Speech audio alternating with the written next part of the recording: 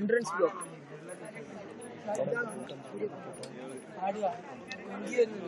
നേരെ ഒരു 500 മീറ്റർ മാറിക്കഴിഞ്ഞാൽ പിന്നെ ജനവാസ കേന്ദ്രമാണ്, ടൗണിലേക്ക് കിടക്കുന്ന വഴിയാണ്. അപ്പോൾ ഈ ഒരു പ്രദേശത്ത് നിന്ന് ആന വിരണ്ടോടി ബഹുദൂരം മുന്നോട്ട് പോകുമോ എന്നുള്ള